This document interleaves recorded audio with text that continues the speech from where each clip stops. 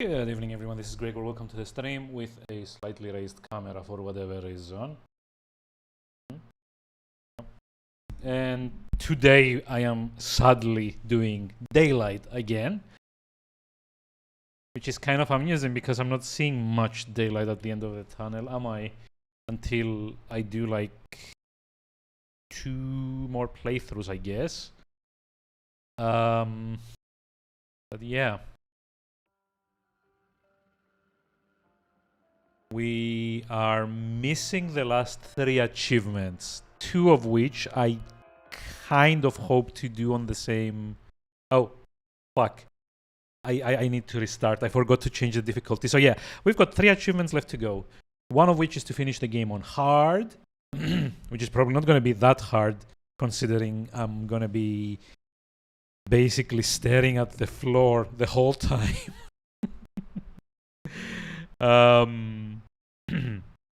The other one is to finish a run with the minimum amount of what are they called, remnants, which is, you know, the second, like, kind of like annoying thing. And oh my god. And the third thing is to get the last few remnants that I'm missing in let's see. I want to say yeah, I'm missing 2 in the forest, and that's it, basically. Now, considering that I'm only picking... What? Ah, there we go. Where am I? Considering that I'm only picking up 4 remnants per level, because that's kind of like the minimum to like unlock the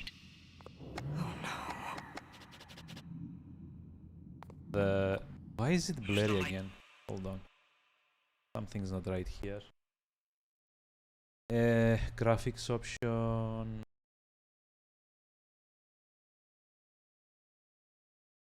This makes things a little bit clearer.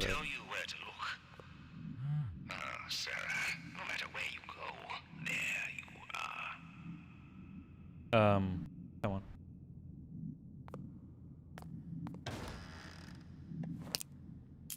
Oh, okay. I had to use the glow stick, I guess.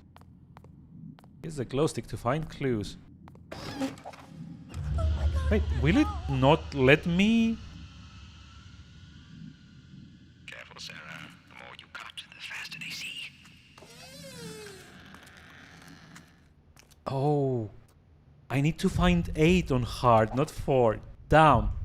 Okay, I mean, still doable. They wither in flame, Sarah. Use it to your advantage. They will not harm you if you do. So yeah, basically we need to find more remnants. That's kind of it, right? But like, considering that we know the trick, just don't look at the thing. It shouldn't be like that hard. Now the biggest issue is that you kind of need to find the exit. There we go.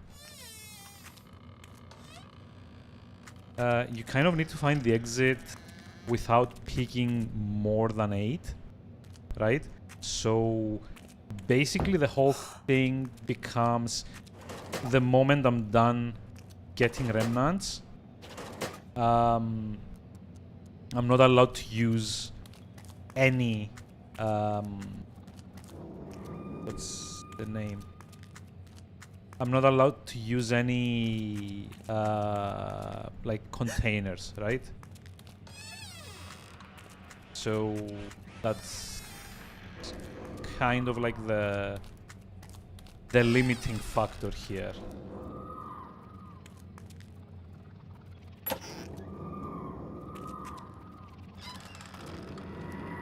What was that? 5 out of 8.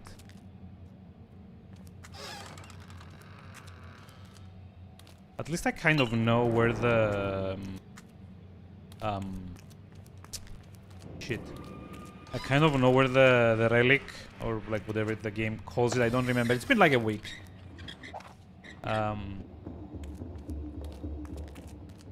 But yeah, I know where the relic spawns. Now I just need to also know where the exit is.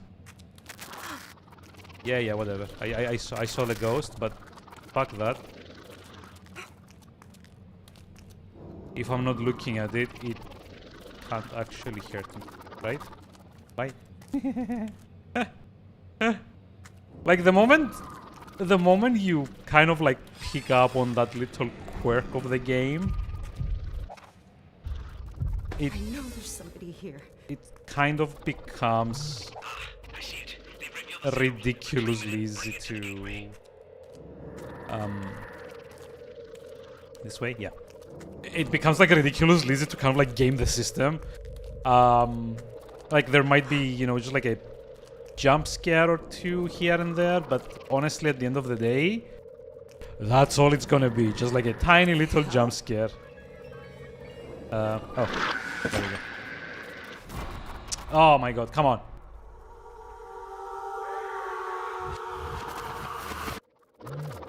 Sorry. Out of my way, thank you. Where was the exit? So I'm not allowed to like interact with anything except doors, basically, at this point, right? Wait, am I going the right way? Nope. Nope. Okay, that's dead end. So up here, right then. But yeah, now I need to find. Ah, it's not here. God, like that thing was like the most annoying sound ever. And yeah, I guess on hard, like looking at it once is enough to just like basically almost kill you, right?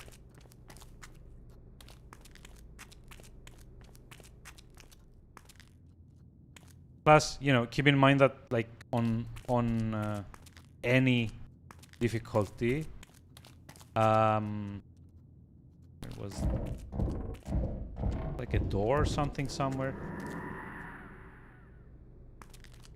On like any difficulty, you're basically Hello?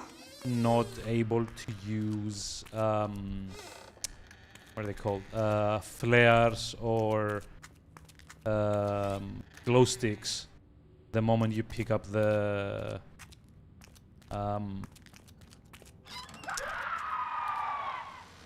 I forget if it's actually called a relic, you know?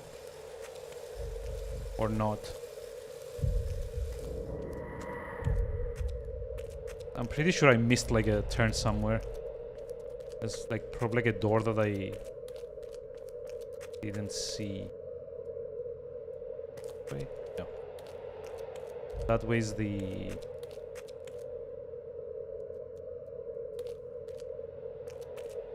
like a... no, it's not in there. Ah, come on.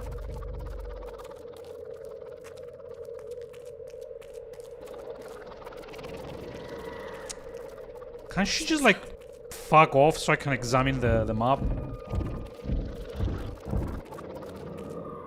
Because it gets all, you know, distorted and shit, and I can't actually see where I'm going. Ah, okay. There we go.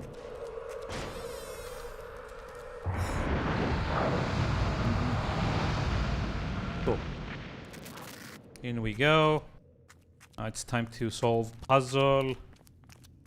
Yeah, just like run through, honestly. Hi. I guess the game did not expect me to run headlong into danger. Stop! It's like, oh no, the horror. Let's see. I don't actually need to pick anything up. Really pure, never simple. Just need to push this in and like get like climb to the generator. Fuse.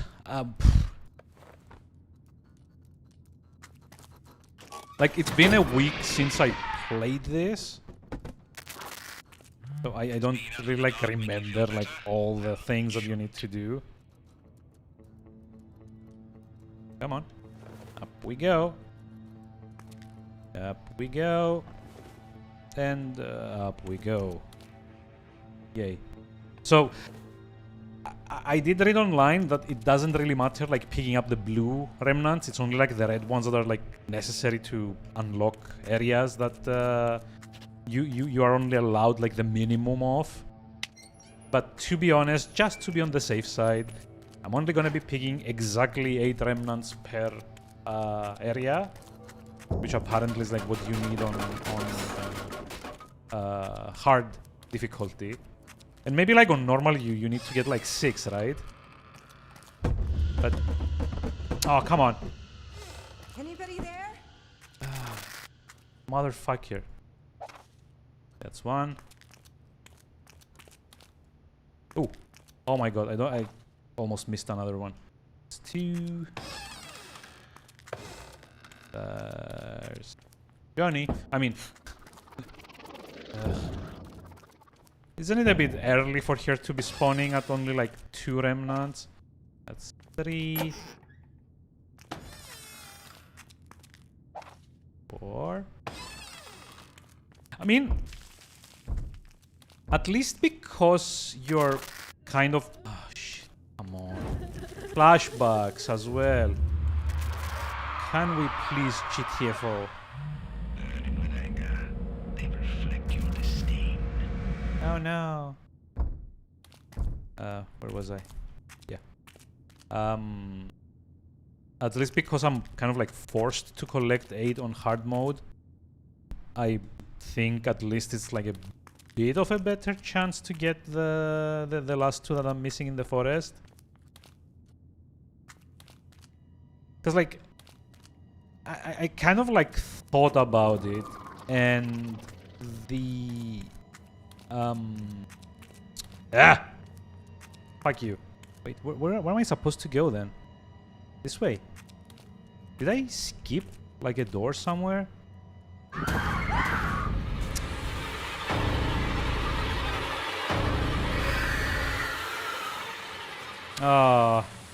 Just like getting spotted once kind of like fucks you over. I can like barely see. Oh, okay, there's like a door.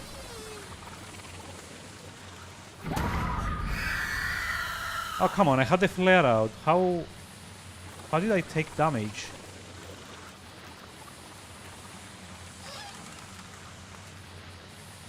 Guess I can like...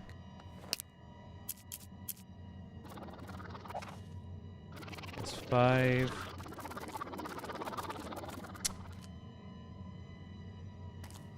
There's like one more up. 6. Now the thing is, there's actually only 8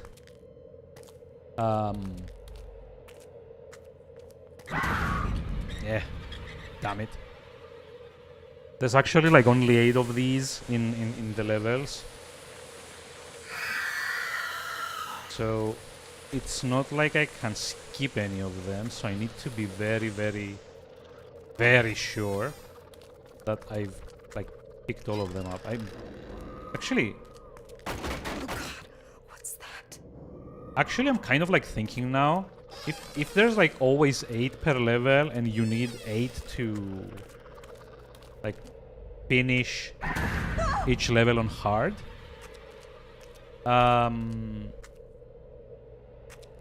that means that like you actually can't miss the what's it called?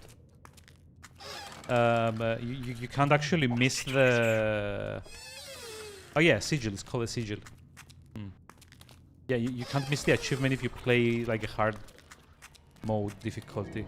Okay, we found the sigil. Hell. What the hell? So yeah, if there's 8 and you need 8, you need to find all of them, and therefore you can't actually not get the achievement. Protect and leave them to grow. Oh no. Corruption, persecution. Just gonna be looking at the floor. Ah, come on. That's cheap. Actually, hold on.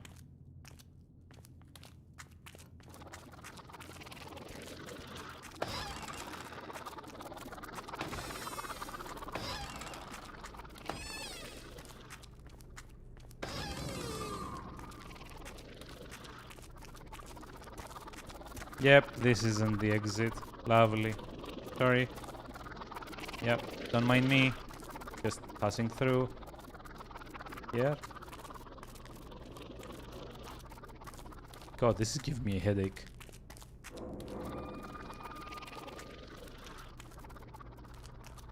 So there's like an exit that I missed somewhere, right?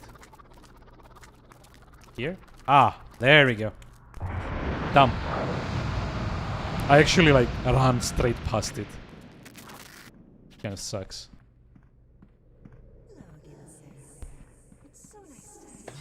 So let's see now. What we need to do is Conflict cannot survive without wait, there we go. participation. Huh? You're full of so Ah, many okay. surprises, Good. Sarah. I was always fortunate in that regard. Yo, this is the prison. I hate this level. Now, I think like the prison is probably gonna end up being like the hardest of the levels, right? If only because it's like so... Oh, hold on. If only because it's like so... like maze-like. At least from what I remember from my previous playthroughs, the sewers and the like forest, I guess. Yeah, the sewers and the forest after them are probably a lot easier to get around. Or at least there's like a lot less complications to be had. Because like if you think about it, it's like basically straight hallways all the way. There isn't any geez, what's the word? There isn't any like weird geometry to kind of like maybe have to work around and account for. Okay, let's see anything else that I can interact with in here. No. So that's a dead end. That's also a dead end. This is like where we came in from. This is also dead end. So yeah, this entire place here is like dead end. Might as well. Nope. Sorry. Yep. I just bumped into the ghost again. Wait, I know hold on. there's somebody here. I know there's somebody here. I'm just choosing to ignore them. Oh, wait. How did I take damage here? Oh. That's not good.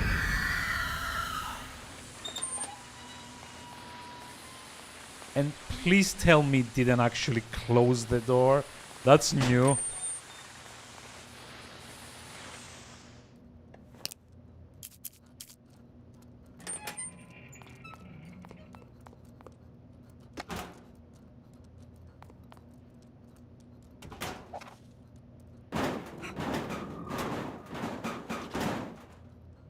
Yeah, this is like for sure the level that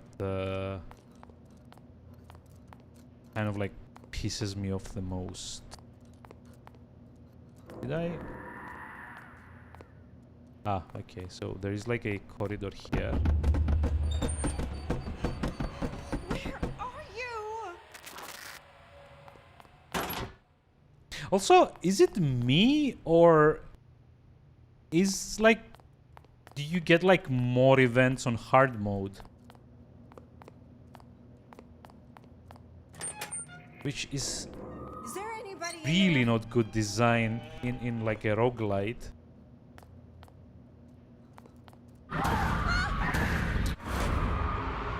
Oh, okay. So I died. Please tell me I'm not gonna have to do it from the start. No, okay. So you basically start the level all over again. And if I had to guess, then you also probably get like a complete... Oh, no, you don't. Oh, there's like the remnants are still there on the map. So, two things. It seems like on like hard difficulty, you do actually get... No, wait. Now they're gone. Never mind. The game just didn't have enough time to clear them out. On hard, it does seem that the... Like, looking at the floor no longer works. Although, I'm still pretty sure that not looking at the ghost at all... like, not facing the ghost still would probably work pretty well. Whoa! Jerk. Okay, that was like the good placement on the RNG's part. That was just actually like a proper scare there. Here's the first remnant. Oh, I need... God, like... I know you're there.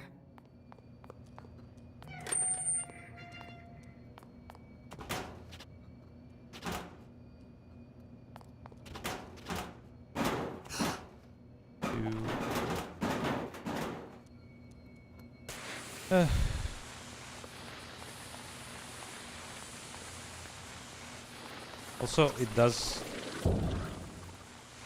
Fuck you, where are you?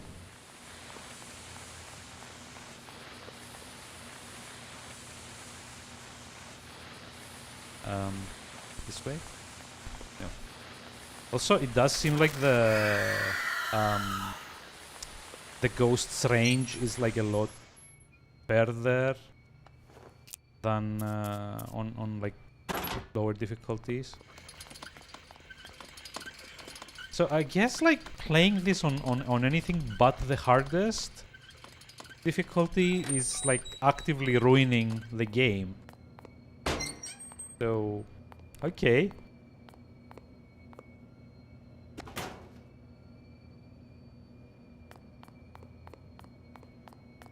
I take a limited few criticisms of what I said about this game earlier back, but only a few. More of this. I can't take any more of this. Where's all the remnants? Where's all the fucking remnants?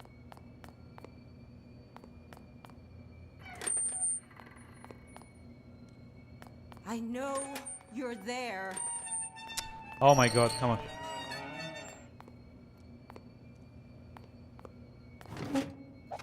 Like I've only found 3 so far. What the?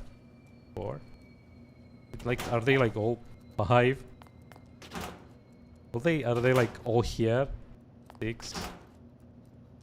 7? Oh, hold on.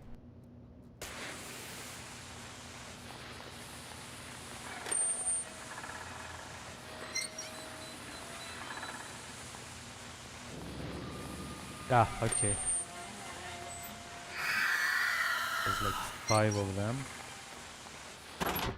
6. And there's the exit, I guess, this way. Or not. Wait, I've been through here already. Haven't I? Yeah, I have. Let's check them out.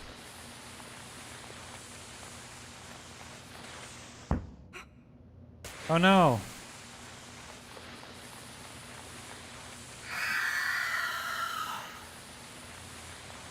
Okay, yeah, and now it's starting to be like a little bit less fair when like the ghost just like pops up in front of you.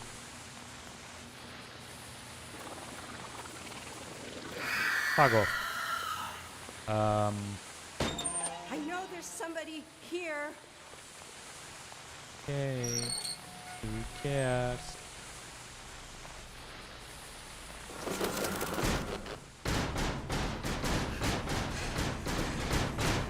This is too much.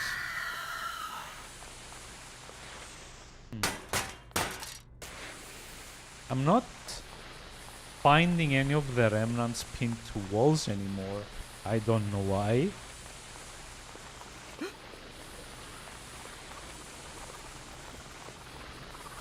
Yeah, I'm pretty sure I missed like a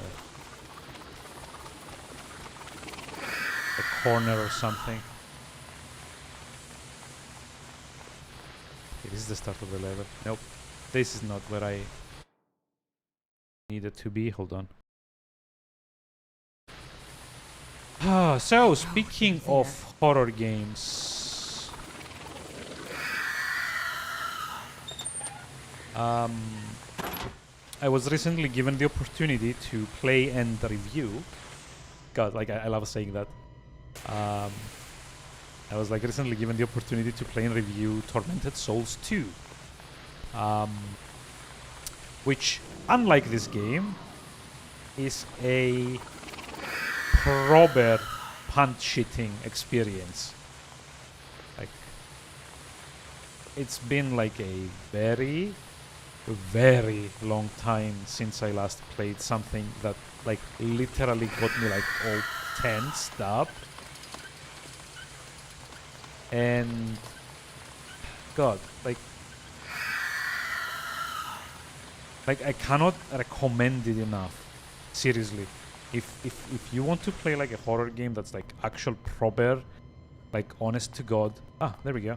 7. Please tell me I didn't miss another one like that.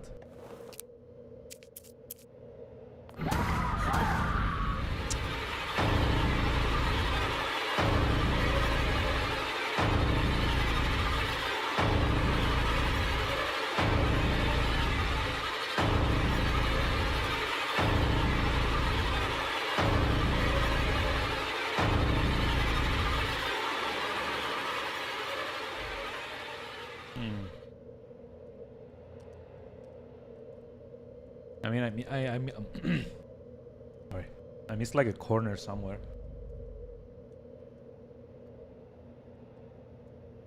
But I'm not exactly sure why. There's like at least like one remnant. And oh, come on.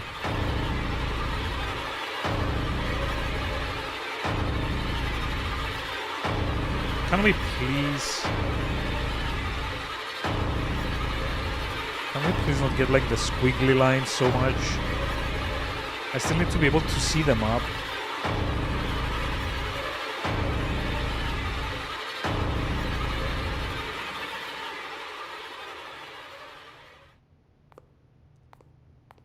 Hello?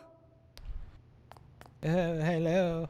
Please, Mrs. Ghost. Where are you? Please don't show up and scare me. Is there anybody in there? Hello?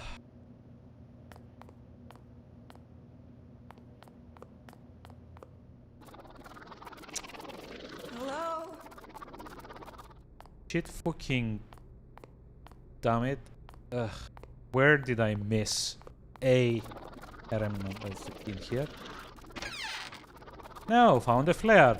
I mean, yay. Hi. Yeah. Still not exactly what I'm missing though, is it?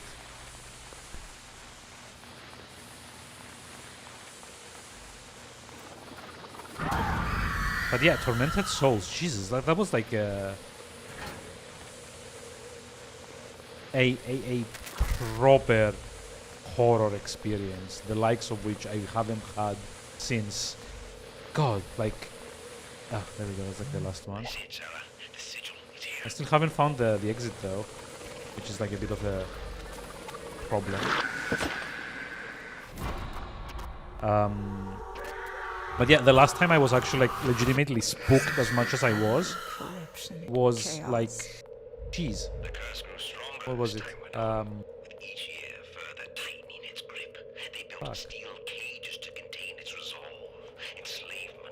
I think it might have been like Resident Evil 0 or Resident Evil Remake as like the absolute like first one, right? Yeah. So in case you're wondering, Tormented Souls and like Tormented Souls 2 as well are kind of like, well, to say they're like heavily Hello? inspired by like the Resident Evil games and like Silent Hill to like an extent Anybody is there? maybe underselling it a little bit. It's like basically like like a studio made of like Resident Evil fans, just like See. we're like, no, we can do Resident Evil and better. I mean, personally, I don't know if like I'd call it like better than Resident Evil, because there's like a few things that like kind of let it down a little bit. Society's needs come before the Oh, individual's there we go. needs. But damn, like, it was like one of the best horror experiences I've ever had, and that's saying a lot because there's like a few very, there's like a few like very glaring faults with Tormented Souls 2. The combat is like dog shit bad. It's one of those games that like would have actually been better had it not had any combat. Can't take Just like any- the exploration and like a few of like the set pieces, right? But yeah, and like maybe Onward and upward, my dear, we have so much to see the and so little time between us. level design, I guess. I like that he says onward and upward and then just like drop down into the tunnel. Okay, so this should be like a bit more what's the word? It should be like a little bit more straightforward, or at least if not straightforward, at least not as confusing to navigate. But yeah, so if you haven't seen it or heard about it, Tormented Souls 2 is the sequel to like, well, Tormented Souls 1.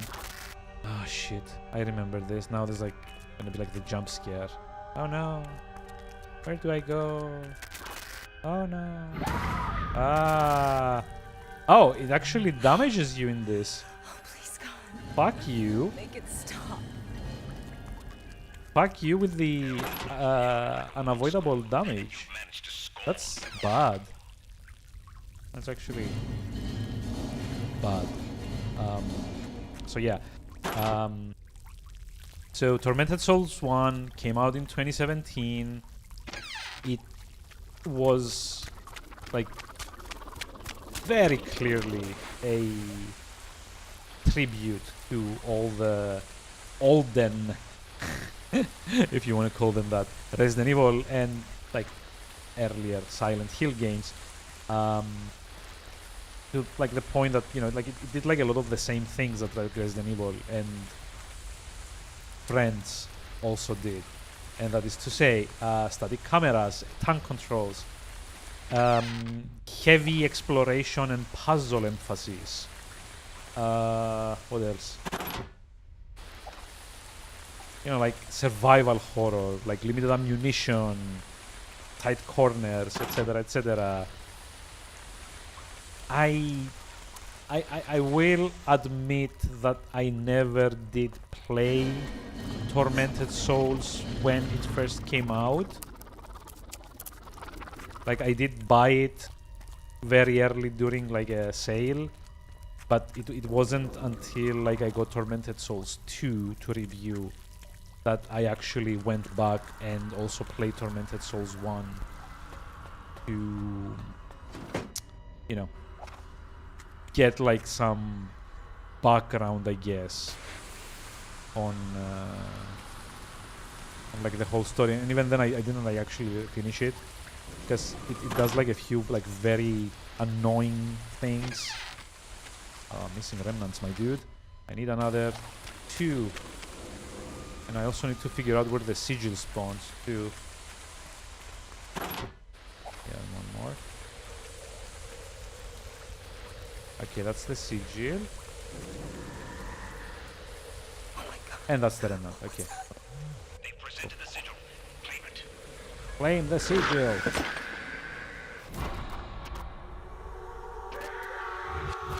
Do the sigil. Do a barrel roll. They never forgave those who persecuted themselves. Okay, so 400 years of rage, go sir. this way. 400 years of rage.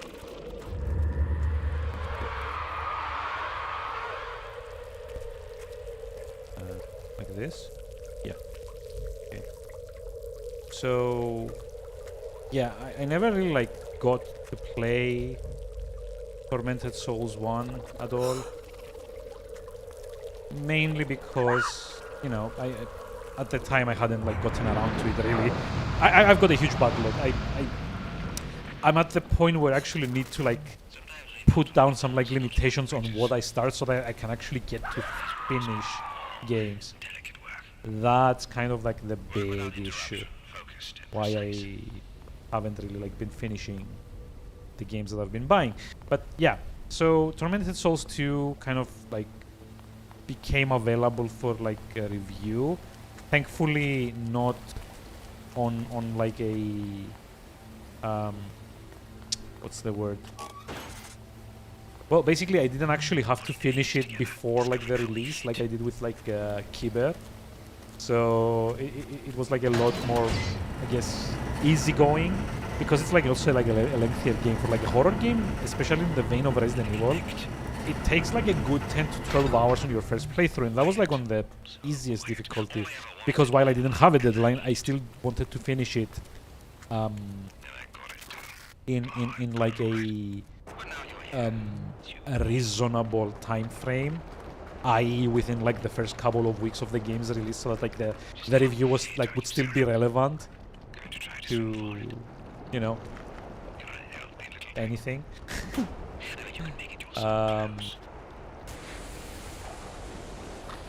Oh wait. Oh, I need to. Shit. Quickly. Need to make it fast. And there's like no more flares. Oh, can actually stock up on flares. Lovely. That's gonna make the next bits a little bit easier. But yeah. So got Tormented Souls 2, installed it. Had like the best surprise of like this year as far as games go. Would highly recommend it, assuming that you go into the game expecting the combat to be like a pile of shit. And well, as of today, that's like kind of like my only problem with Tormented Souls, because like I did have like one more problem, and that was like it was like a very glitchy game. But the thing is, they came out with a patch yesterday, which they I think initially put on like the beta branch of the game,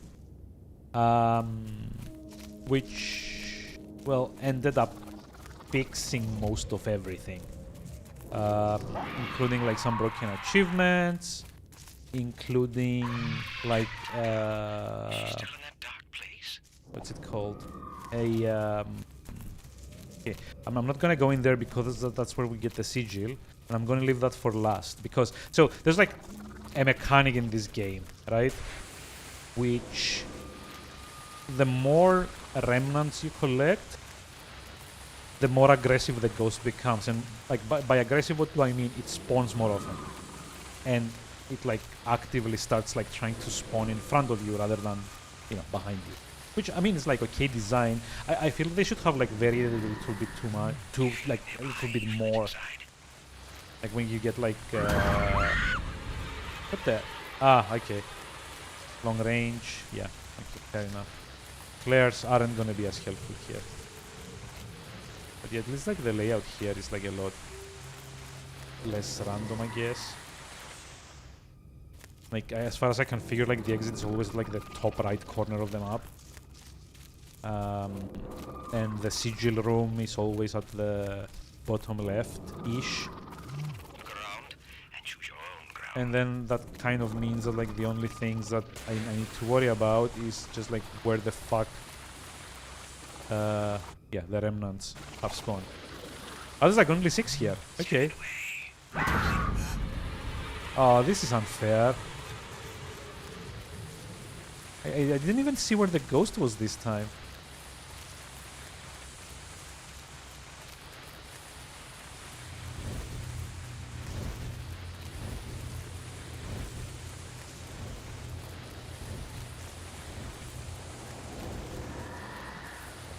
But if there's only 6 remnants that I need instead of 8, maybe like the other 4 have like spawned in here. Butterfly's dream.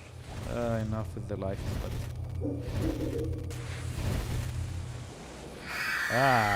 good fuck. Ooh. Okay, This way, 4. that way, this way, Maybe, that way. maybe I'm liking the last to have spawned in the sigil room. But there's like probably more than 2.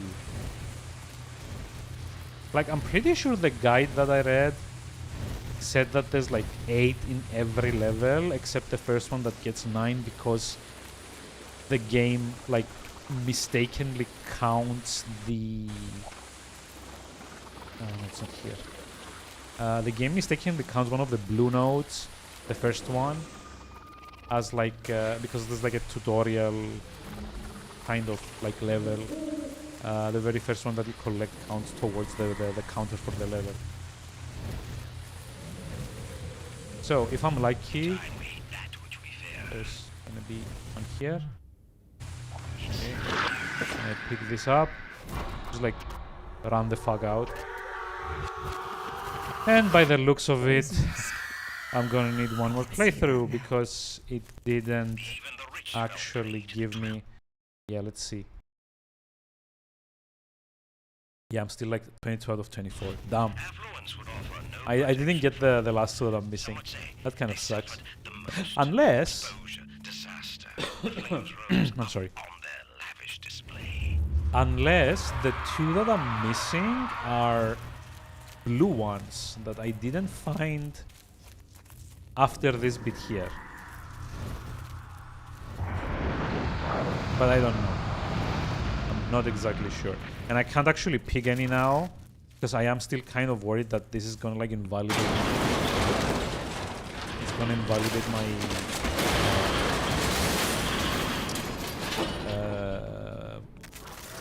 what's the thing? The achievement for like only getting like the bare minimum.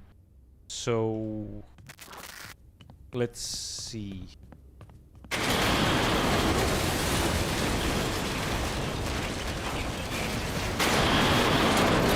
And you see what they are doing. Sarah, do not again fall into the blackness.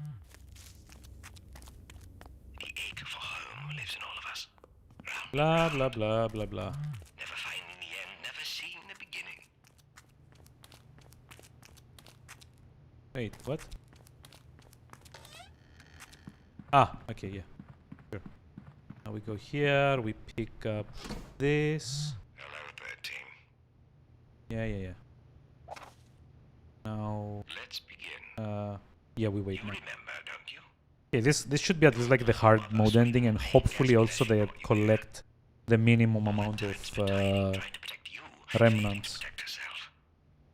All that time sick and wandering, only to be brought back here to die. How her heart sank when they wheeled her in. It wasn't that fast. Like I died and I still only did it in like 40 odd minutes, right? So that's Quite lucky you. great. Despite having ended her 45 life, she maybe. loved you, Sarah. Come on. She really did. The last thing she did protected you, cast you in light. And yet the darkness, you know. The blackouts, the blackness, so thick you can Ah, hardly see. come on, get over with. We kept them from you, Sarah. Get it over with. Even when you didn't know who Come you really on. Sarah, we're ready for you now. Yeah, you're ready for me. Oh, yeah, sorry, this way. But yeah. Sadly, I can't actually speak about Tormented Souls without like massively spoiling shit. So, if you're like, if you share the same like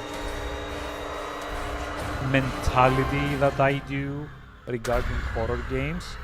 Hey, there we go. So, you succeed. Finish the game on into hard. light.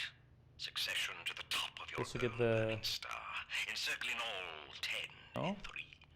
Fuck. Oh my god. It's me. It's me, Maria. Ah, shitters. I didn't get the collect the minimum amount of remnants. So I have to exit to get the achievement, by the way.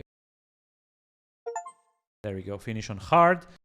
I did get that, but not collect the minimum number of remnants in a playthrough. I don't know why. Let me check. There was like a guide about this minimum amount of remnants.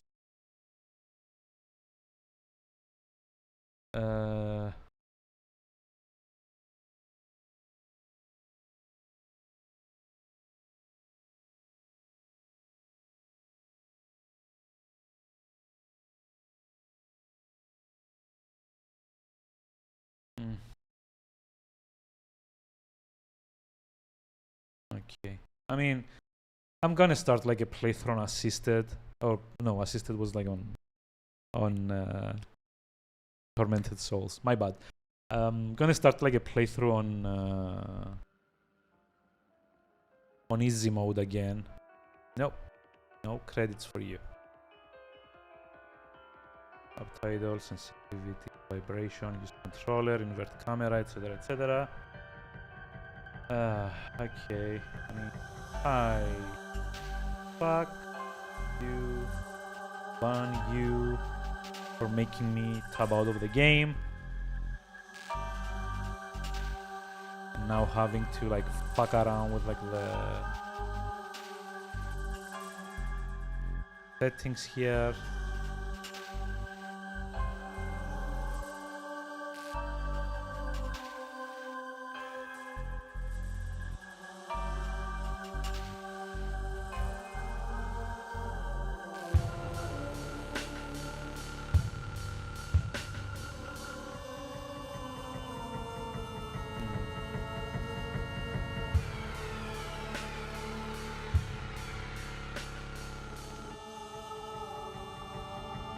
What the?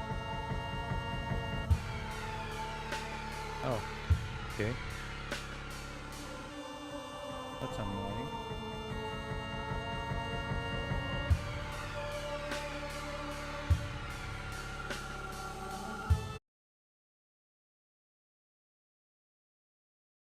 God, fuck that bot for making me restart the game and now having this issue. Like the game's like in like 4x3 mode. Oh, okay, it got fixed. Oh, come on, get over with. Ah, good, you've arrived. Hey, oh, you've arrived, Sarah. Time at all. They've been busy. They certainly have. Use that machine in your hand to find your way.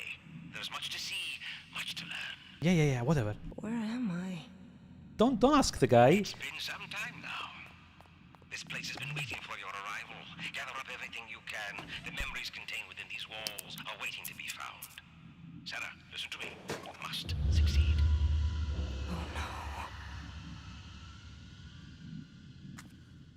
Use the light to find the answers. It will tell you where to look. Okay, I don't know what this thing is in the middle of the screen. Memories will burn into your flesh. Don't let them see. I don't actually Anybody there? remember this the last time I played on Easy, so I might have like turned something on by accident.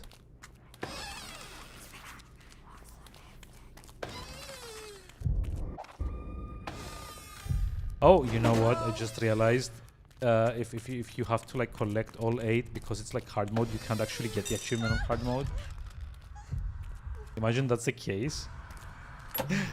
That's like fucking dumb. Reclaim it and bring it to the gateway. Okay. Now we need to not collect anything else. Just run like the wind and find the fucking sigil. Oh my god, what was... Oh my god, what was that? My god. Wait. No, this way. Nope. Don't open. Don't open containers. Don't open boxes. Don't open anything. Just doors. Only doors. I mean, it's kind of like OnlyFans, but... or not. Wait, did I loop? I looped. Back. Just like keep like telling myself, speedrun. Trying to like get it. fast. Oh, there we go. There we go. Help? Okay, mine. Off we go.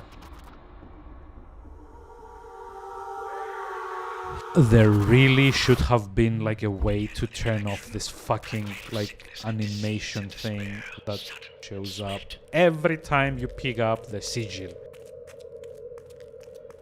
It's not interesting to look at.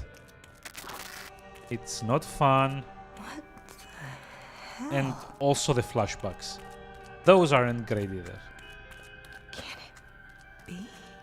Yeah, I need B, Scooby-Doo. I see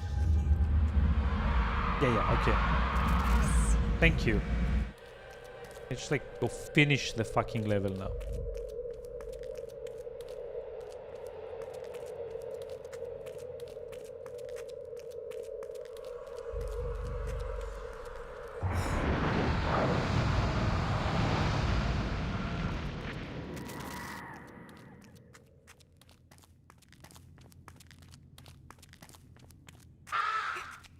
Yeah, I mean, like, basically at this point, I'm just, like, going through the motions to kind of, like, get everything done, right? Fire. Okay. Stop. Stop. Stop. Stop coming forward. So, yeah, let's talk about, like, a more interesting horror game. Let's talk about Tormented Souls again. So, Only solace.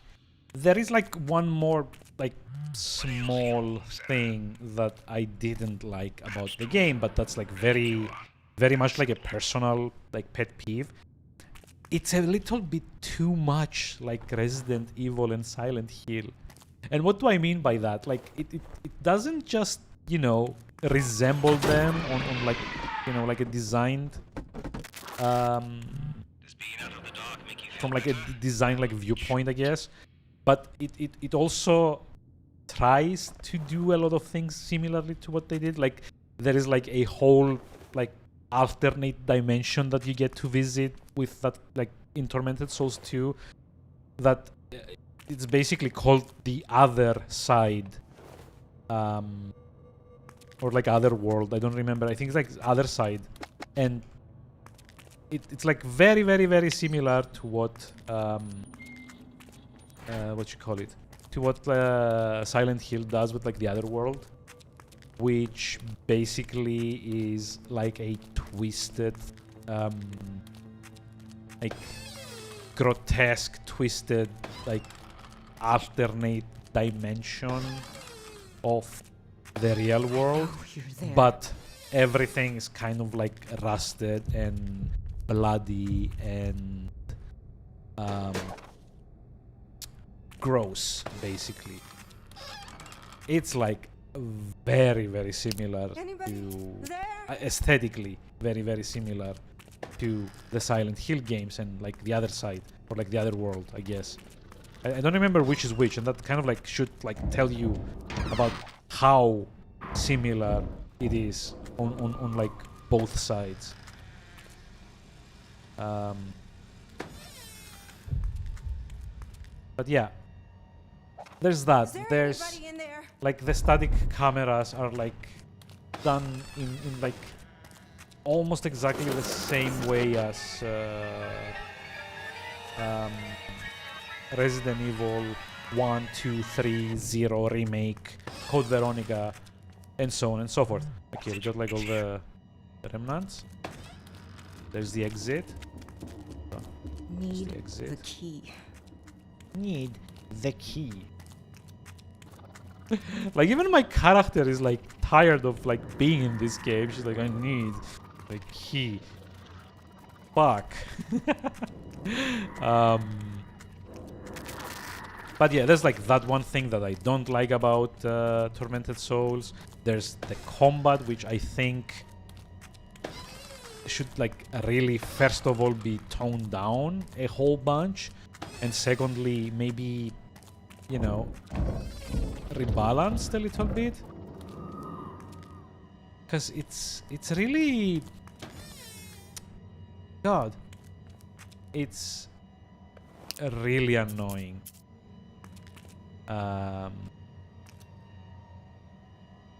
And yeah, like I kind of like realized that like the basic formula of like a Resident Evil game, or a game that tries to be like Resident Evil, is that combat is by design supposed to be a bit, unrewarding, because you're kind of like trying to God, what's the word? You're kind of trying to like depower the player, I guess. You don't want them to like fall into the trap of like thinking that like they can like solve all the like problems with bullets, because like the moment you get kind of like the moment you give the player too much power, the horror kind of like goes out the window, more or less, right? It's I have to go. Yeah, like the moment you like empower the player too much, it's at that point that like the horror doesn't like kind of like loses its teeth, I guess. It gets to the point that you're not terrified anymore, because like whatever like comes your way, you have like a solution for it. It's like at the end of like a pistol or like a shotgun or something. So you want the player to be uncertain. You want them to not have like the fallback of, oh, everything can be just like shot dead with given enough bullets, right? So I get that, but I don't know, like Tormented Souls kind of like goes the other way and kills the horror by making the combat so annoying and making like certain encounters so badly designed that like you die and then you die and then you die and then you die again and then you die a little bit more, etc, etc, etc. And at that point, all horror has once again gone out of the window, because at this point you've had enough time to process what's happening. You don't like dread the unknown. It's just like, like you've died 20 times to the same enemy, right?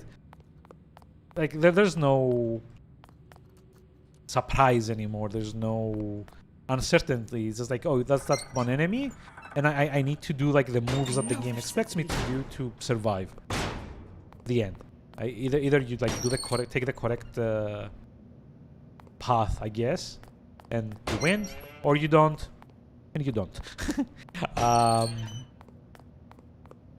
So that's kind of the problem with overtuning combat.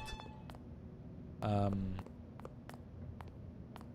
it's like one of the reasons that I think like horror games as a whole are a much more difficult genre of games to kind of like get right, because like if you do it too punishing, you make combat too punishing, you make the player like die like very many times in like each encounter. It still like sucks the horror out of it, not because it stops being terrifying, but because like you're giving the player time to get used to it, right? Horror is at its best. There we go. Okay, now we're done. We need to go find the... Come on with the flashbacks. Like there really needs to have been like a...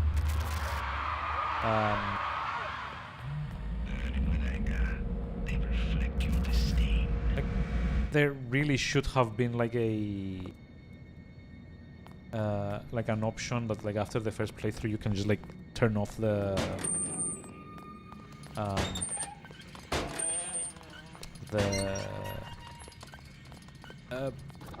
I don't know, what would you call them, like visions maybe? Flash forwards, flashbacks. Aha! I saw you. Sorry, I'm kind of tired of staring at the ground, so I need to find the exit. Cool. So now we... this is not a good layout. You're there. Shit. There's like quite a bit of distance between the sigil and the exit. That kind of sucks. And also a lot of dead ends. Let's see. Need to go Is there anybody in this there? way. then this way. Yep. And then this way. So yeah, like I said, very much like a balancing act. Like you make it too easy. The player never Brutality, like corruption, has and chaos. skin in the game, so to speak. The player never has like a worry that like things are like just a moment away from going sideways in like the worst way possible. But make it too hard, keep the player like dying over and over and over and over again, and you achieve the exact same thing, but like from like the other side. You make it so repetitive by killing the player constantly that at that point they already know where all the scares are, and it stops being scary. To be honest, at least that's like my take on it.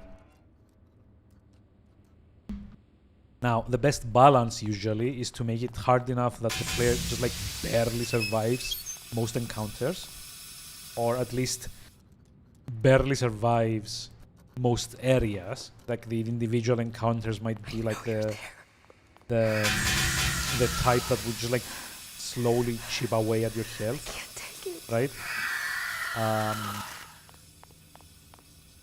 But it needs to be a balance, and I feel like Tormented Souls, because like I finished it on assisted difficulty, right? And then I immediately went back because I liked the game. I went back and like started one on standard difficulty, which is like the first difficulty, like the medium difficulty in that game. It isn't that much more difficult. They just like do that annoying thing that games in the 90s used to make, where on normal and hard, etc., you just get less ammunition and the enemies become spongier. And to me, that's not really the way to do this. Like, the enemies don't like become more like numerous, or they don't like get smarter. Stop. They don't hunt you more efficiently. They like, it's, you know, like static enemies all the time, and that's fine. I mean, Resident Evil and Silent Hill did this, and they didn't have like any trouble, except when like Nemesis was following you around in Resident Evil 3, or like Pyramid Head was kind of like would just like kind of like show up, which, to be fair, Pyramid Head was a like scripted encounter, like programmatically, like design wise it was static. It wasn't like a like there wasn't like an actual like entity in the entire game that had autonomy and would like chase you throughout the areas. That was something that like would end up being the thing that Alien Isolation did really, really well. And even then there were like scripted moments when like the alien would kind of like spawn. What the fuck? What was that? Where's the sigil room?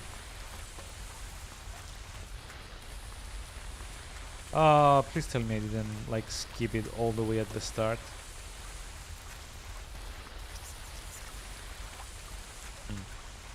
Yep, I think I have potentially skipped it right at the start. Lovely. Cool. Yep, there we go. I mean, at least now I know like where the lock is. That. But yeah. You don't really like need those kind of like fancy Please tell me gameplay it isn't mechanics to true. like make the game any more scary, to be honest. But like you do need good pacing, and like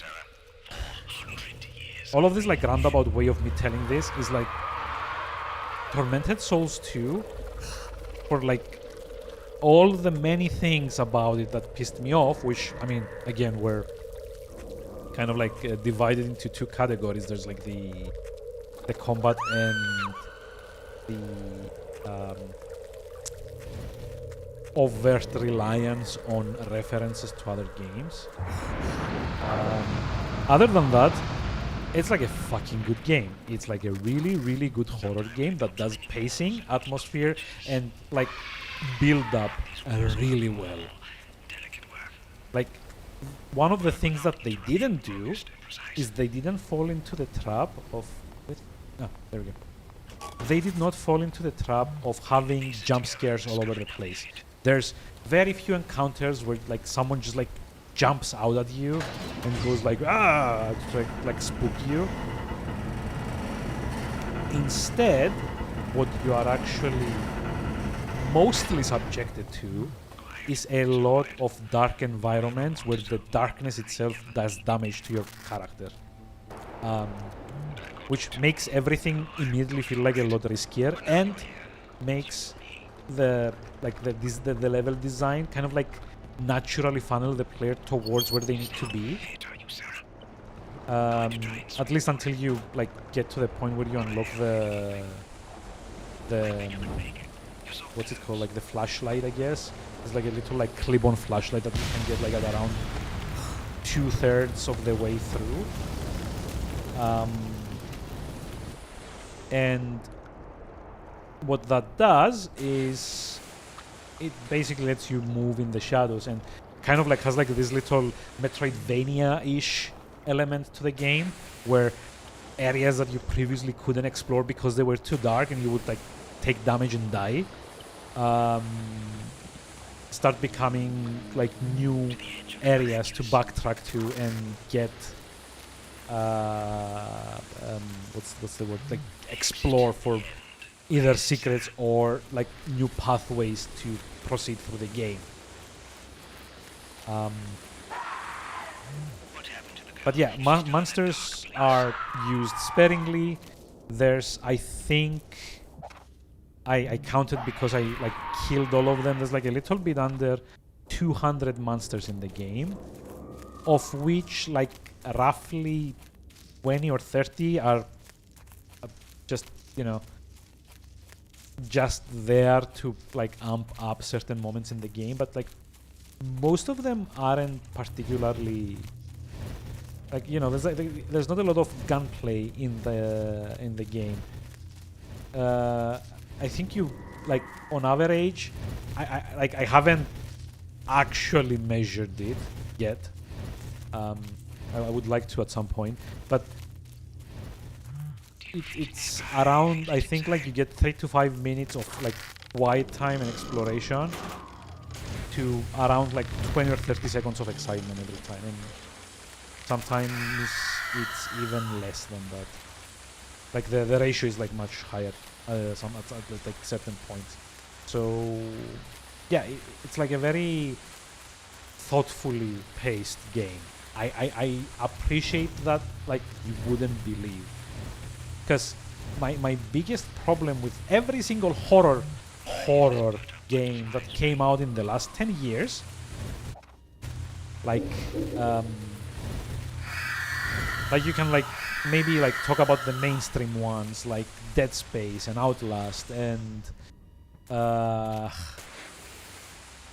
I mean, I wouldn't call like The Evil Within like horror game, because it isn't a horror game really. It's like an action game with horror elements, same as like Resident Evil 4, 5, 6. Those aren't like horror games, they're action games with some like horror iconography kind of like thrown in for you know, for like the old time sake, I guess.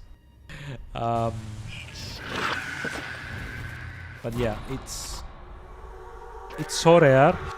Like even indie games fucking did this. Like Slenderman is I guess the one to blame for the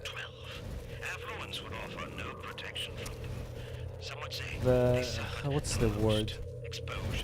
The decline, I guess, of horror into just like the devolution of horror into cheap jump scares. That's my main problem with stuff like Slenderman or I'm trying to remember other ones, but it's not really like coming right now. I've played like a lot of them. There's like a lot of like Asian, Korean, Japanese, like from like Asian studios ones, like White Day, or well, there's like some of like the other ones that like streamed even. There's like that Malay one. I forget what it's called. Shit. I don't remember. But anyway, like you get what I mean. Like horror at some point kind of like devolved into just jumping behind cover and trying to scare the player, and that's not okay. That is like very much not okay, to be honest. Because okay, jump scares are something that is infinitely easier to get, like to like do it right in games. Jump scares are a lot more visceral in like their execution usually, and jump scares have like a lower effort to payout ratio, or like payoff ratio, I guess, than like proper pacing. But jump scares are also like a lot easier to get used to in the course of a game. Like take Dead Space for example. You get to a point at the start of the game, necromorphs jump out of vents at you, and you're like, okay, that was good, you got me. But by the fifth time this happens, what ends up happening is that I get like, at least personally, I get like very cynical. I'm like, oh look, event, I wonder if something's gonna jump out of it. You know, like, oh no, please Mr. Necromorph, don't jump out and spook me. It's like, no, you've done a bad job at like keeping me tense, damn it. Like now I'm just getting cynical, and it's cynicism doesn't horror doesn't survive against cynicism. That's the problem. Okay, minimum number of remnants. So now the only thing we need to get is the last two remnants in the forest level. So I need to play another save. God damn it. Oh, actually, I'm not exactly sure if by minimum number of remnants it just means just like only get 4 on like easy difficulty, or it means that because I died on the hard mode playthrough, it counted the ones that I collected in there twice. Oh shit in hell, that's like, no. Yeah, I'm like missing 2.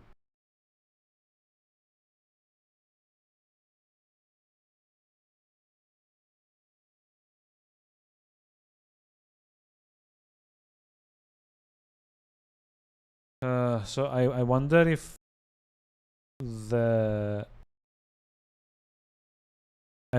these remnants are oh, okay, there we go. So number 98. Yeah, I was wondering if I can like Google which ones I'm missing. Number 91 and 98. Let's see. So let's do some research to get these out of the way.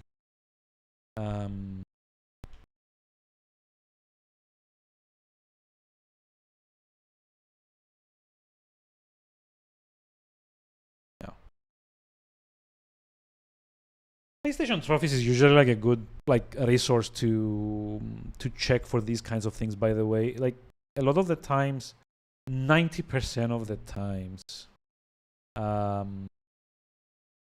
so 91, oh, Forest, 91 and 98 are blue remnants. Fuck. So that means they're parts of the remnants in the safe area. Cool. So that's like 2 of them that I didn't find on my first playthrough. Cool. Let's see. Good, you've arrived.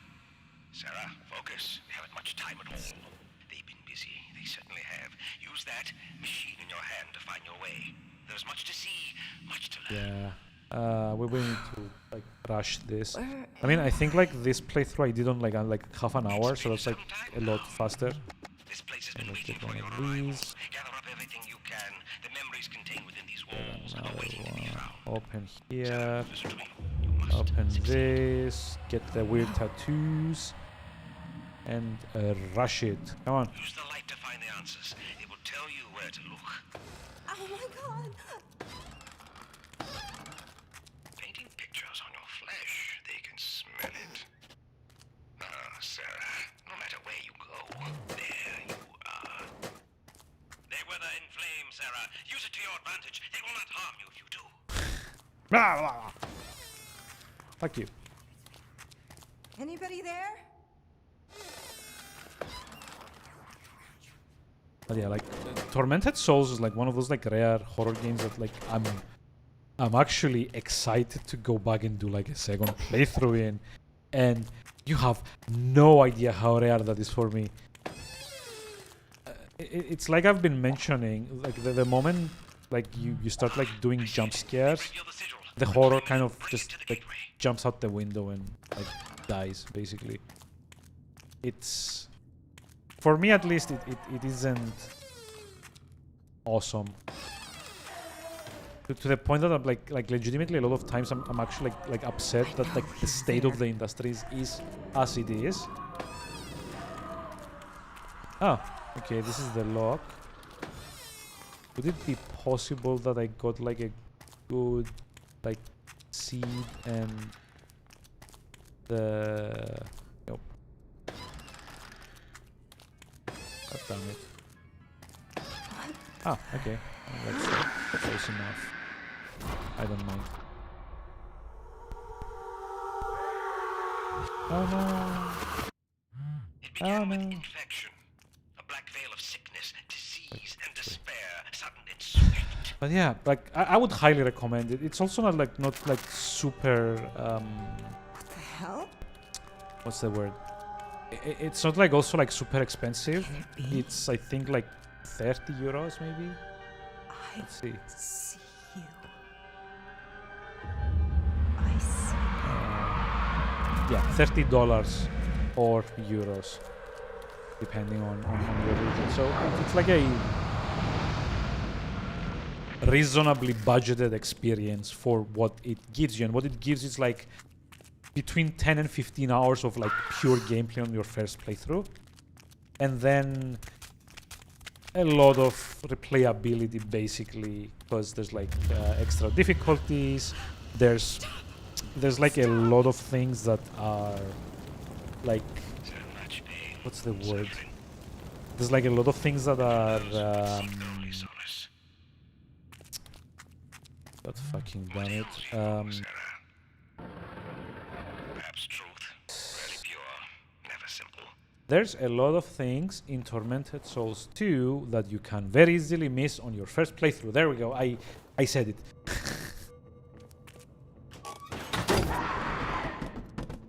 So yeah, like at least I'm planning on doing like another 1 or 2 playthroughs, especially if you're into achievements. There's like a run you can do where you don't save. There's like a run you can do where you don't heal. There's a run you can do where you don't use the map at all. But yeah, like do try it. I liked it. It has its issues. It might even upset you at some points, but it does like slow burning horror in such a good way that it shouldn't matter. It should be something that you put in your eyes at least once. You like see, like it's basically like a what if. It's okay. It's basically like the answer to the what if Capcom and Konami kept making Silent Hill and Resident Evil in the same style, but like in the modern era, right? Because Tormented Souls 2 is basically exactly the kind of thing that either Capcom or Konami would have put out if they had kept going during like the Resident Evil 1 and 2 and 3, like the PS1, and like beginning to meet parts of the PS2 era before This they place where you stand. They thought it would protect and leave them to grow. before they realized that Resident Evil 4 style of action horror is a lot less niche and a lot more popular for them. Hello? Like, I actually went so far as to say it on my review as well. Like, Tormented Souls 2 is like would not be out of place in like a Capcom or Konami lineup of the like late 90s to early 2000s. And for someone that like basically grew up on those games, for me at least, I don't think I could give any like higher praise to a horror game.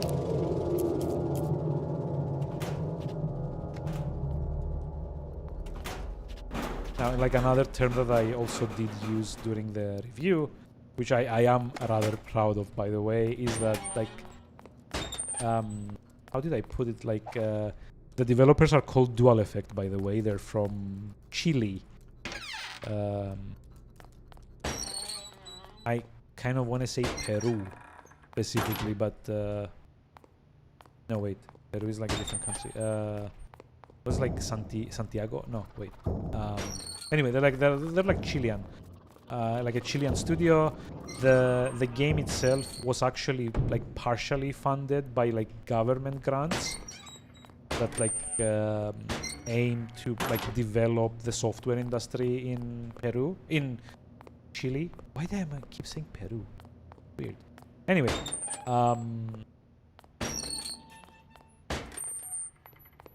but yeah, there is like one line that I did use to describe the game, and that was like Dual Effect are basically giving Is this happening to me? master level like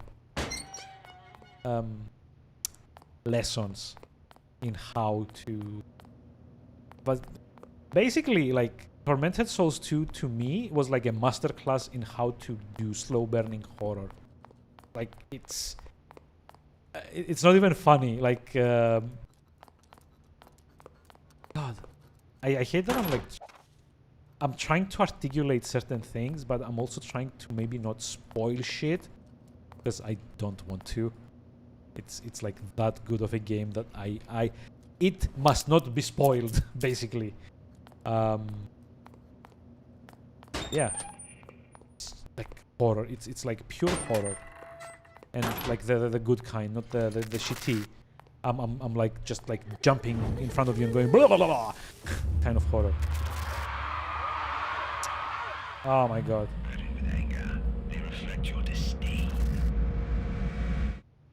Oh my dude, you have no idea about the disdain that I'm feeling right now about this game. Come on. Fucking randomized bullshit. Anybody? It has to be through here, right? I still haven't found like a lot of remnants either. So wait, how? Ah, dead ends. Well, like we got a good seed on the second part of the I see it, Sarah. The sigil. we got like a good seed on like the first part of the the second part of Anybody the there? hospital. But I guess I'm paying for it now by having like the shitty seed here. Such brutality, corruption, and chaos. The curse grew stronger as time went on. With each year further. It would have made more sense if there was an actual story to this and it wasn't all randomly generated. But yeah, sure. Corruption and death.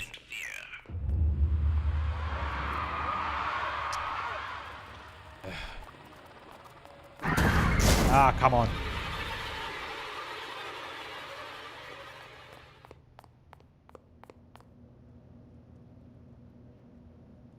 Oh, right. I need to go through this office. I'm going the right way. But yeah, it was like so good. Is Like, there anybody in there? again, like the combat is far from stellar, and I think like if anything, unfortunately, the combat is one of like the few things that actually like kills the horror a little bit for me. Even on like the easiest difficulty, there were like 3 or 4 cases where I did end up dying, and the problem isn't so much like the difficulty of the combat as it were, is that design-wise they've done some like very stupid things. Like for all like the amazing pacing and like environment design and like the sound engineering also being amazingly on point, there's these rooms all around Tormented Souls 2 where you are kind of basically locked into a room and you have to kill all the enemies for the door to unlock. Like it's not even like being like metaphorical, it's like an actual like literal in-game mechanic that the game does. It locks you into what's it called?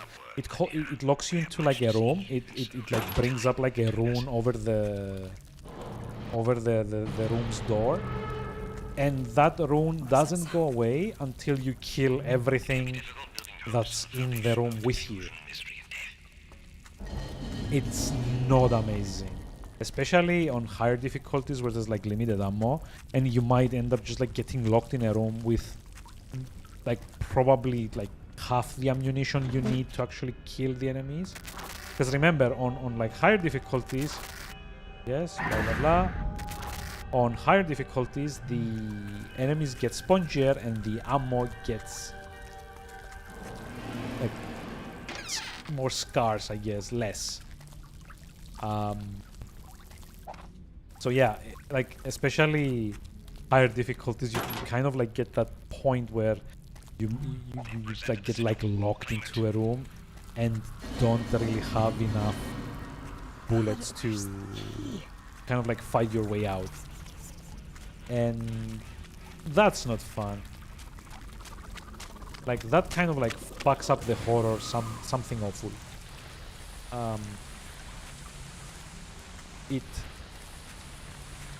And yeah, like because like they also do that thing that Resident Evil does where like you need to find, like in this tape you have to find like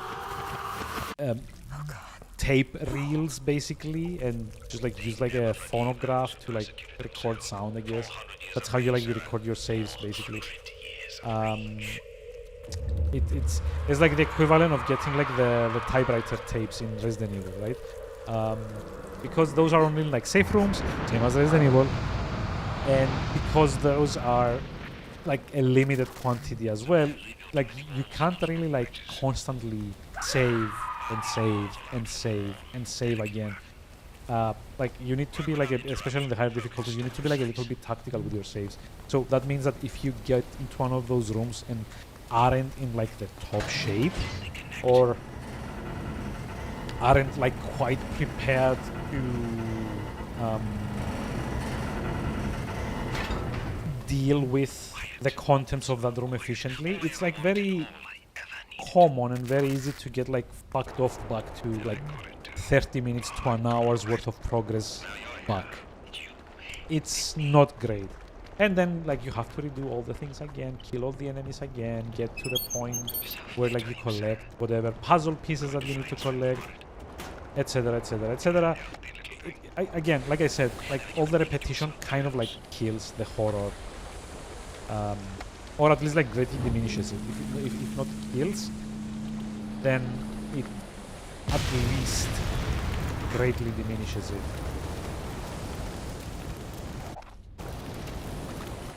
Okay, you know what? Before we do anything... Oh shit, I just realized.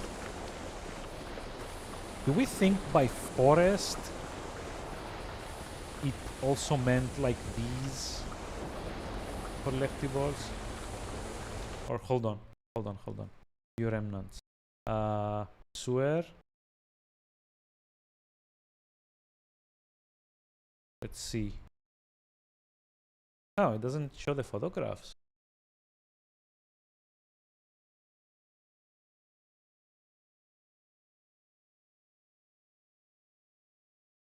So, okay.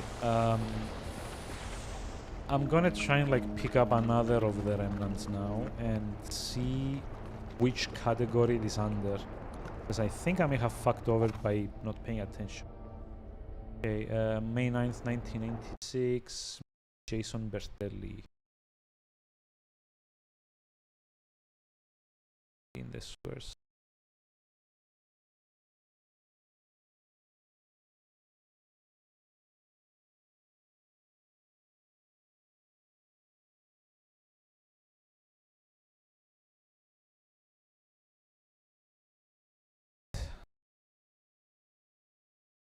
Yep.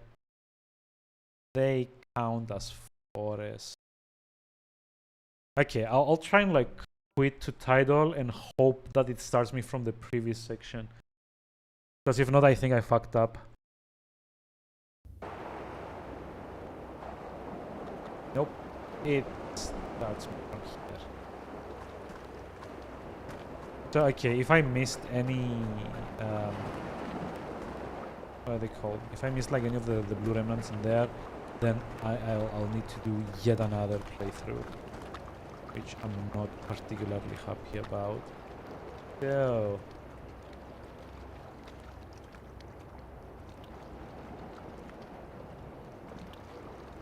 so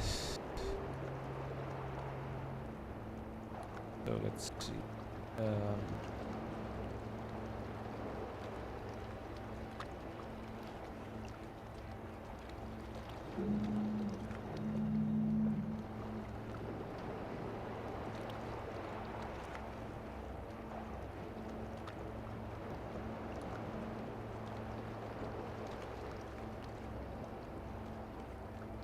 Oh.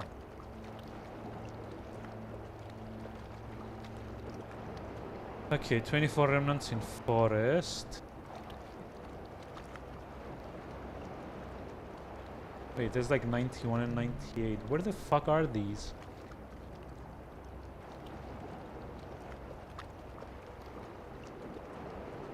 So this is like exactly when you exit the bridge and you come out to the island. So, wait, if I'm reading this right, 91 should be here?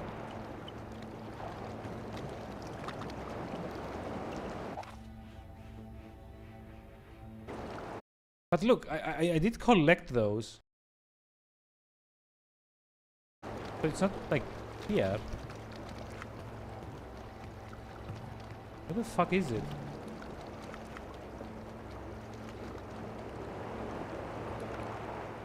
It's like that photo over there, basically. Oh! Cool. So... So I didn't get like look myself out of them. So my 98 should be in there somewhere. So we do need to do the...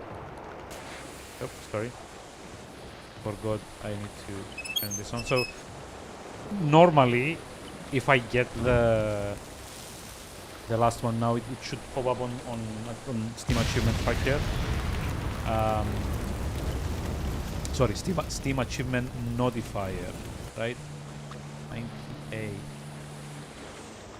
98 should be right after I drop down from here, right? And then we're done. Yay. Kind of like a fucking shame that I missed this too and had to do like a whole other playthrough, but honestly, not very proud of that I got good enough at the game to just like do that, but yeah, I guess I did. Achievement? Achievement? Oh, wait, that wasn't it. Was it like this one? Nope. Where the fuck is number? Ah! That's the one. And I missed. So, we're done with Daylight. Let's finish the playthrough just for like the sake of it. Not that I like care much about like getting closure here, but I mean it's only fair. Like I've gotten like this far, might as well just like shit all over it a little bit more. Where is it, Sarah? But yeah, like pacing in horror games, like that's like the one thing that I genuinely hate about the last 3 or 4 generations of games. There's a lot of things that I do dislike. Loot boxes are one. The idea of live service games being another.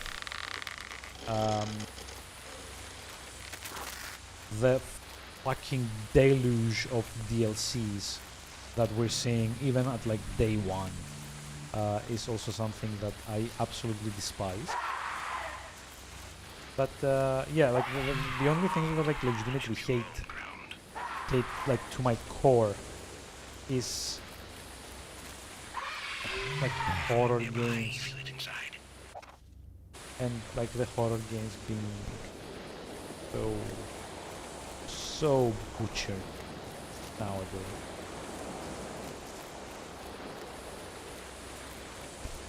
I'm like, I legitimately get annoyed at some points. Like, you get like a game with zombies and everyone goes, oh, horror. And I'm like, no. Zombies does not make a game horror. Scaring the player makes the game horror. Getting the player to question their own sanity makes the game horror. Getting someone that plays your game to jump at random noises in their house at night is horror. Fucking zombies going and like very, very slowly inching towards you, that is not horror. And neither is like gore and blood, okay? Like that's like you have to be like fucking 10 to be scared of that thing, especially with how like most games do it nowadays, which is like in the fucking most cartoony way possible. It's like literal like fountains of blood squirting out of like people when they die, or you know, you get the point. It's yeah. Some would say they suffered the most. Now I wouldn't say like Tormented Souls 2 is like my favorite, most favorite horror game of all time. No, because like Eternal Darkness, forgotten as it may be, still exists. So that's the best horror game of all time for me. But and I guess also kind of like Resident Evil Remake and Resident Evil 0, even though like 0 I fucking annoyed at like having not having like basically the item box and having to keep track of 2 characters at the same time. That also kind of killed it for me. But yeah, like Eternal Darkness is probably like my favorite horror game of all time.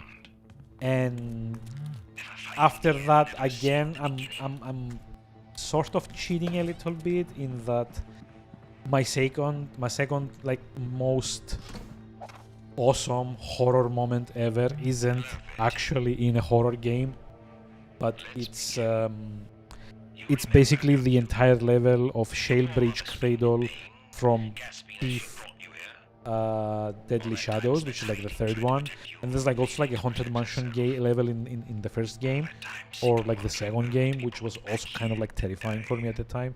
But yeah, Shalebridge Cradle is like amazing as well. But Tormented Souls 2 is definitely in my top 10, and given the amount of horror games that I've played, especially like on stream and off stream, and like you've seen my reactions to horror games on stream, I am almost never scared by anything. And it's not just because I'm under bright lights and talking to other people while I'm playing. It's just like most horror games nowadays of the last 10 or 15 years just have it in their fucking mind that this like dumb idea of horror equals jump scares, and it doesn't. But you know, I clearly that's what sells now, right? Clearly, like it's easier to get like cheap scares rather than building up. So I am not begrudging like the developers on this, I do hate that this is like the way things have gone, To the light. because I miss the old school feeling of horror, like the fact that Oh. you have like very limited awareness of your surrounding, It's a very heightened sense of vulnerability, and an uncertainty of when the horror is gonna come get you. Because that's kind of like the thing. Like, remember in the first Resident Evil, and like that wasn't even like the best one as far as like pacing goes. But in the first Resident Evil, what you actually got at that point was a corridor at the start of the game through which you went through like 5 to 10 times in the process of progressing through the manor, right? So like we finished there we go. Hey, last two achievements. So Tormented Souls is done. Let me do the stream admin and also bring up. God, why does it never come up on the mini player? There we go. Oh, I guess I closed it and the mini player closed as well. Lovely. I should have minimized. But yeah, I need the mini player, dude. Minimize this.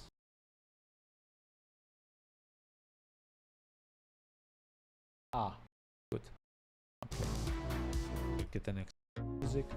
Lovely. So yeah, let's do the web. It's about to say that the podcast admin, but that's not really the thing. I would love to do a podcast if anyone like is interested in like getting to verbally spar with me. I guess that's like a weird way of putting it.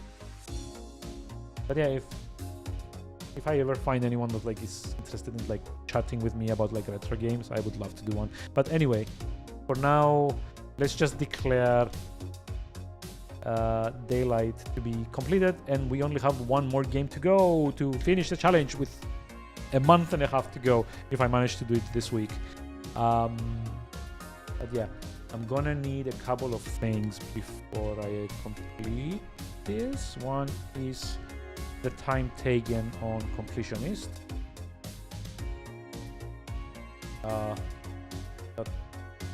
Let me just like refresh. There we go. So we don't get the spam link on screen. But yeah, what was I saying? Let's do like the stream admin and like finish what I was talking about horror games. But yeah, like a great example of how pacing works, you can like see from like the very earliest Resident Evil games. In Resident Evil 1, during like exploration of the mansion, I'm like exactly 6 hours and 50 minutes, which again makes me an hour ahead of schedule. I love it. So this is it here in case you can't actually see. Like it took me like 2 streams to do. 6 hours and 50 minutes to do. It was not a very fun game, so that's like a 1 out of 10, and maybe like a 4 out of 10 on the difficulty, mainly because of like the amount of like missable shit. There's like 106 collectibles, and as we saw on stream, it was like really easy to miss a lot of them. So yeah, that was kind of like a thing. But yeah, what was I talking about? Resident Evil. There's like a very early example in the Resident Evil series that you can actually see how pacing works to the game's benefit. So in the process of exploring the Spencer Manor in Resident Evil 1, you get a you get to a part where there's like this big like connecting corridor on which like 3 or 4 doors terminate. It's like a little like U-shaped awning, I guess. It's like a second level, second floor thing. It's like I don't know what the English word is. Like it's not like a patio. It's like a landing, right? it's like the second floor landing onto which like 4 different rooms terminate. Like you have doors that you can access through that what's it called, landing basically. And what ends up happening is that because of how game progress is structured, you do get to pass through that corridor like between 5 and 10 times. Like I'm not exactly sure how many, because it kind of depends on how efficient you are at navigating around the mansion. Because obviously there's like places that you have to pass like once or twice or 3 times, but there's also a lot of backtracking that you do if you don't, like for example, have the correct items that you need. So you have to go back to a save room to get them, and you know, it kind of works like that. So you keep passing through that corridor 5, 6, 10, 20 times, doesn't matter how many. You get lulled into a false sense of security, and then at a certain point there's like an in-game trigger that the next time you pass through that landing, the big stained glass window that the camera has been kind of focusing on the entire time that you've been going through that area over and over again, smashes open and zombie dogs jump in.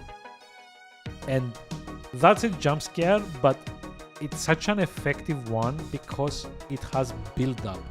It's not like, oh, there's a glass, this is like a stained glass window.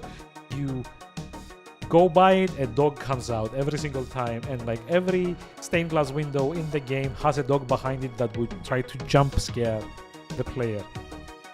That isn't horror, that's just hiding. Like that's like the playing with the baby and like going like, I'm not here anymore, no, I'm not here anymore. You know, just, you know, you're just like startling the player, you're not scaring them. But get them to feel safe in that location for like the next 5 or 10 times, and then on like the 11th time you just like throw something horrifying at them. The horror always feels amplified because like horror is, I don't remember where I've read this, but like basically horror is the absence of the familiar. It's like when things start getting unfamiliar. It's why, for example, works by people like Junji Ito are so effective, because by the way, Junji Ito is like a mangaka that does like a lot of really good horror work. A lot of his work is actually been like adapted to anime, and I think also there's like some live action thing floating around, but I'm not exactly sure. But the biggest kind of like payoff that you get from that kind of horror is that how you get something that we as humans recognize as being familiar, safe, like, you know, a mansion and like a stained glass window that doesn't actually do anything when you go by it.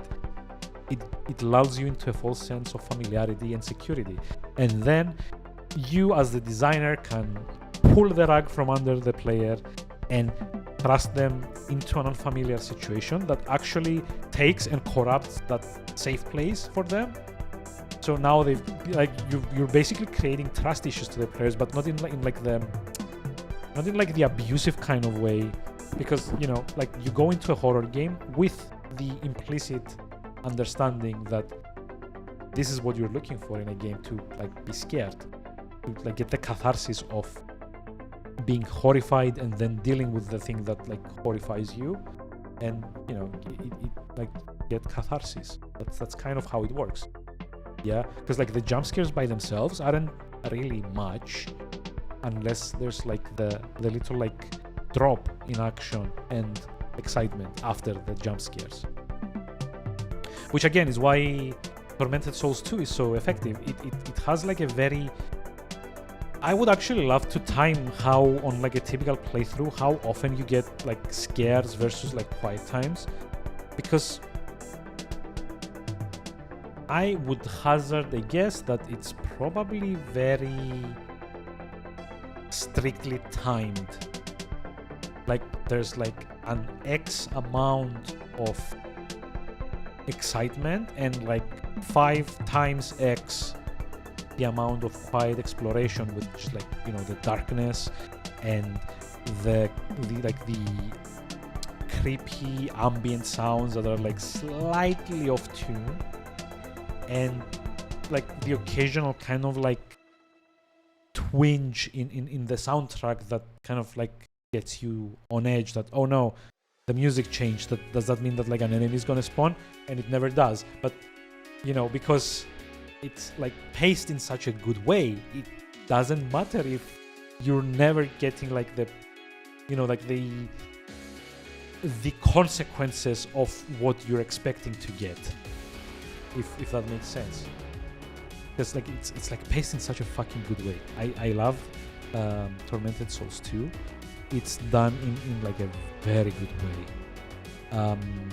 My only issue again is the combat, and to a lesser degree the control scheme. So they've done like a really weird thing in Tormented Souls 2, and I think that's kind of like the same in Tormented Souls 1, where for like the most part you kind of like control, like your character is in like controlled in like tank controls. If you don't know what tank controls are, it's more accurate to call it character relative movement rather than camera relative movement. So in camera relative movement, when you control your in-game avatar, whether that is like a character or like a car or like a helicopter or like a spaceship or whatever, moving, like pressing the up button or like the forwards button moves you away from the camera, while pressing the back or reverse button moves you towards the camera, and usually WSAD being the default kind of layout, A and D either like shift you to the left, shift you to the right, or like rotate you depending on like the genre of game that you play. Tank controls, whenever you press forward, your character moves forward in the direction they are facing.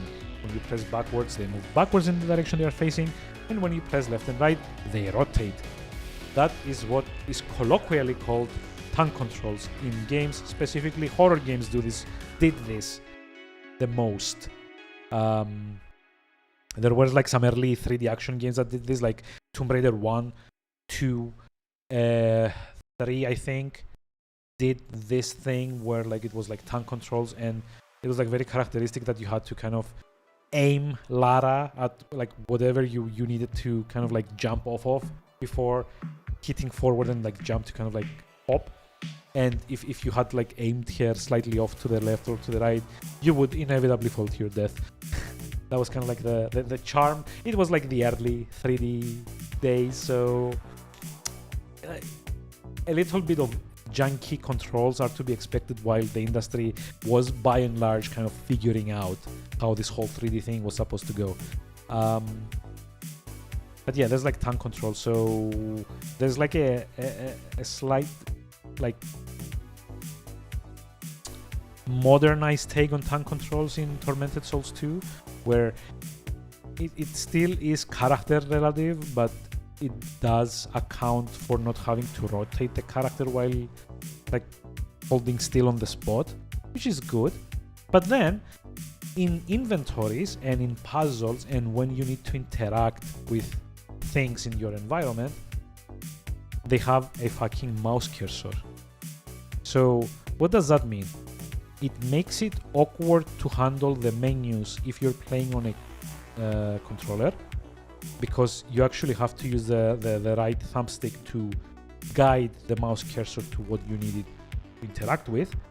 And it also fucking makes it hard to play on keyboard and mouse setups, because tank controls are infamously bad on WSAD layouts, or you know, like arrow keys, I guess, if you're like a what do you call, like southpaw is like the terminology for like left-handed gamers.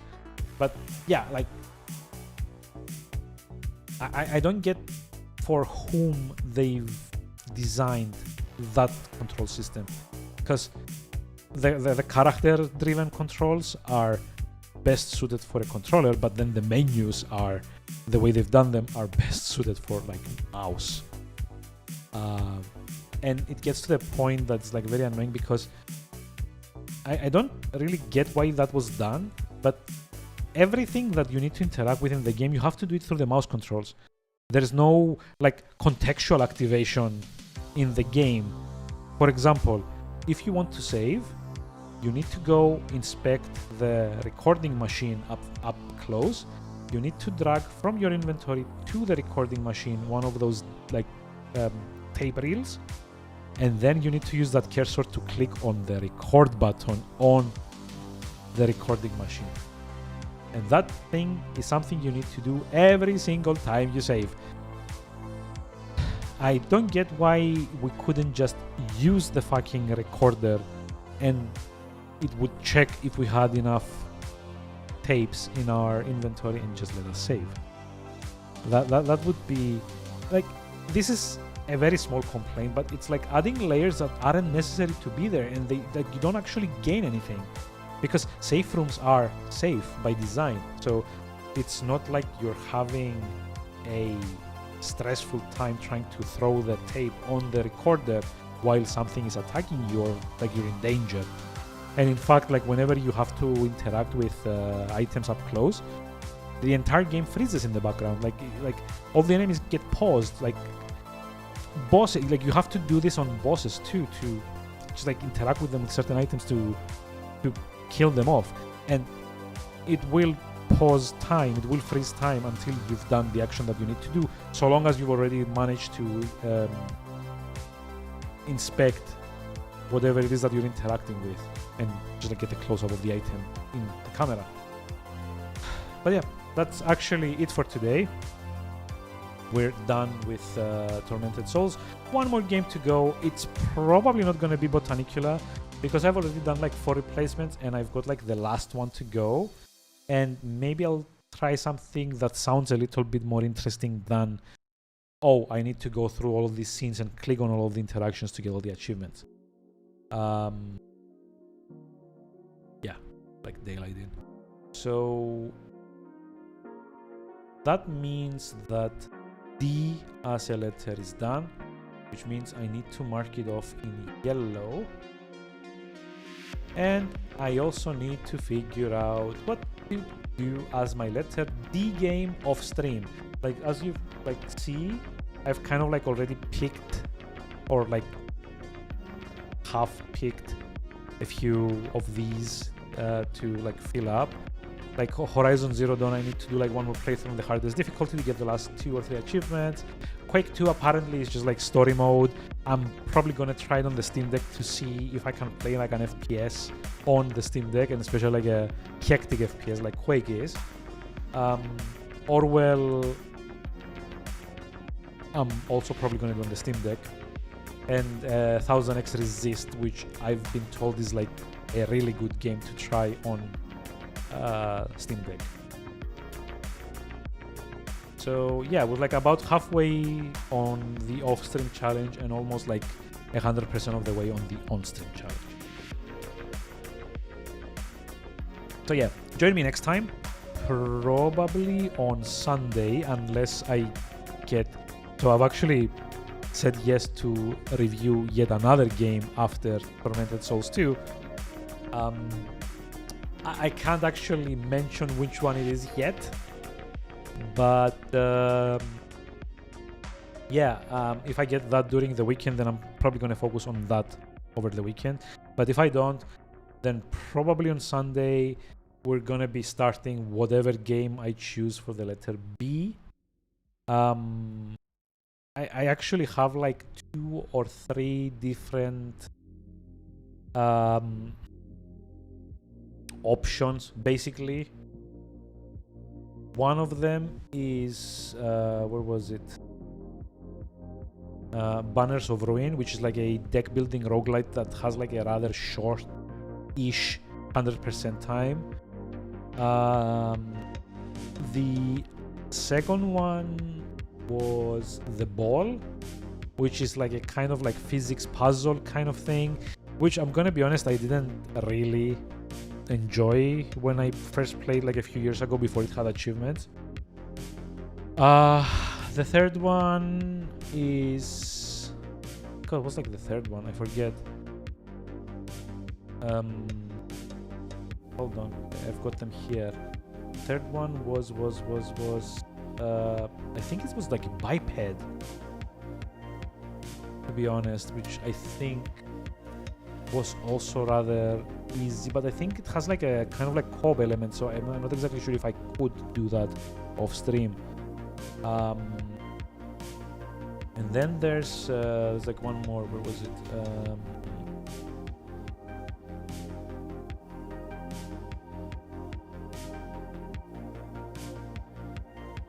I'm not sure if I kind of wanted to do Broken Sword 5 as like the letter B one, but I do know that it's like a rather like lengthier one. But maybe not. I've got like the bunker as one, but it's like an FMV adventure, but I kind of like need to check and see how the collectibles work, because apparently like most of the achievements are for collectibles. So I don't know if I want to subject myself to that. But yeah, I do have like I've got them like written down somewhere. Maybe like 4 options for like the letter B, or I could just like end up doing Botanicula and like shutting the fuck up about it.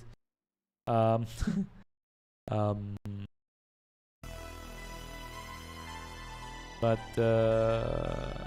yeah, that kind of depends, to be honest, with the mood that I'm gonna be in on Sunday. Like I will have to like look into it tomorrow when I don't have like much to do in the afternoon.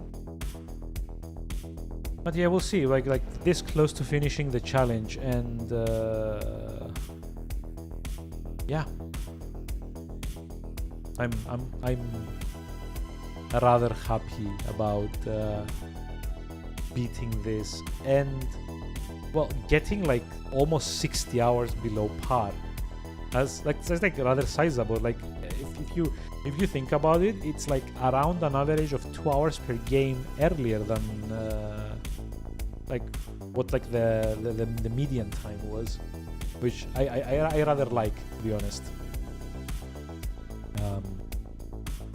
Like the estimated time is like 5 hours 29 minutes, 2 streams estimated remaining, and yeah, like around the 53 achievements that Botanicula has to go. That's like I love this. I love that like I've done this so fast. It's cool. So nice. So what was like the estimated time, right? If we add all of these up, my sum is like 238 hours, and so far we've only done like 175. So I guess there's like again like almost like a 60-hour gap there. So GG. And being into like data analysis, I'm definitely also going to put up